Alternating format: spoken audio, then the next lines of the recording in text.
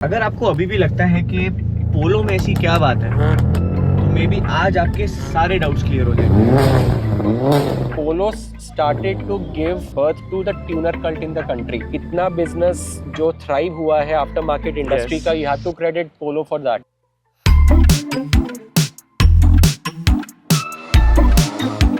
Volkswagen के पोलो moniker के globally 50 साल पूरे हो चुके हैं, लेकिन ये इतनी बड़ी बात क्यों है? बाहर देशों में, स्पेशली यूरोपियन कंट्रीज में, पोलो का शायद इतना सिग्निफिकेंस भी नहीं है।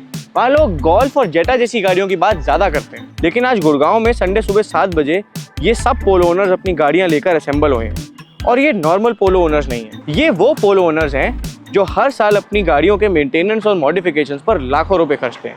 दे मेक श्योर कि उनकी गाड़ियां हमेशा क्लीन रहें और पोलो ओनर्स के बीच ऐसी कम्युनिटी बिल्डिंग होती रहे। लेकिन ये सब एक पोलो के लिए ही क्यों, किसी और गाड़ी के लिए क्यों नहीं? यही जानने के लिए आज हम इस 50 ईयर स्पेशल पोलो मीटअप पर आए हैं, सबसे बेस्ट पोलोस को एक्सपीरियंस करने, उनके ओनर से बात करने और ओवरऑल आज के मीटअप को एंजॉय करने।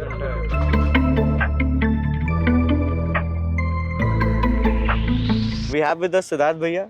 वैसे तो ये एविड फिएट फैन है, बट द पोलोस का इफेक्ट ऐसा है कि today he has organized this Polo meetup. Siddharth भैया, introduce yourself. Hi, I'm Siddharth. I like all the vehicles, not just specific Volkswagens and Fiats, but whatever cars that are coming.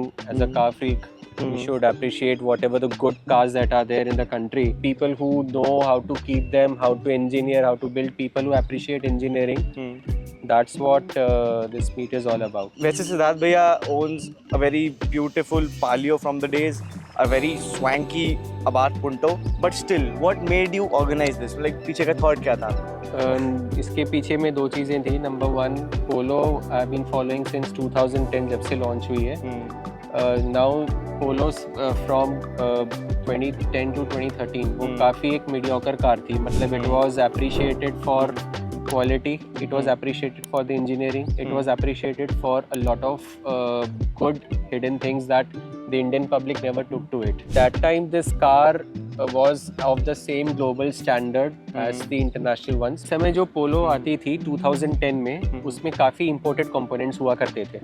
Imported components मतलब अब धीरे धीरे Volkswagen ने जब investment किया चाकन में, localisation तो ऑलरेडी गाड़ी में 40% था. उस समय अगर आपको कोई एक तेज गाड़ी चाहिए थी, पोलो 1.6 एक ऑप्शन था, उसके पहले there was a Palio 1.6. Now 2010 2011 की बात है, उस समय जो I guess इनके बाद कोई 1.6 हैचबैक्स इंडिया में नहीं आई. फाबिया 1.6 आई थी. That was the last. हाँ, बट वो कब आई कब गई पता नहीं चला.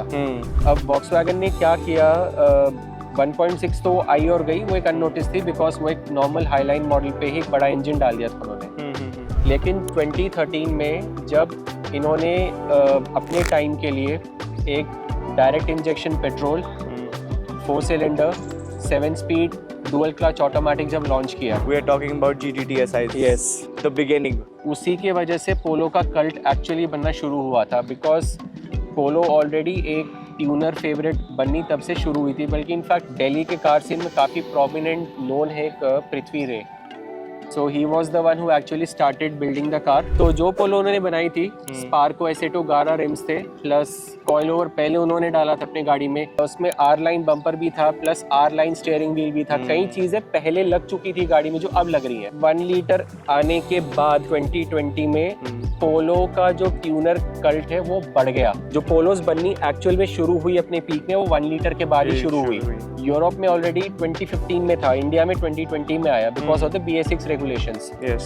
That engine is, it could be the new national small capacity turbocharged और आज petrol मोस्टली engine. सारी स्कॉडास और जो भी हमारी एंट्री लेवल स्कॉडास और Volkswagen it is powered by the 1 liter अब TSI. उस best part of that engine is the pistons, connecting rods, crankshafts are all forged. Yes. Most important is you can push these cars properly done even with 1 liter up to 150, 160, 170 ये forged HP आप कर internals सकते की हैं. वजह से ही पोलोस हाँ. में इतना काम आज हो पा रहा है. People are able to push these cars beyond the बल्कि limit. साउथ में तो आप देखेंगे most of the cars are even doing in excess of 180, 190 HP. Yes.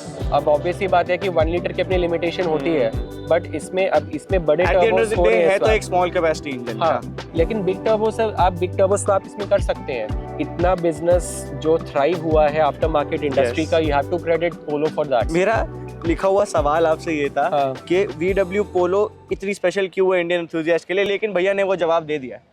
With everything he just said, I don't need to ask that question again. हाँ. और सिद्धार्थ भैया से सुनने के बाद पोलो का ट्यूनिंग माइंड हमें इस मीट पर देखने को भी मिला।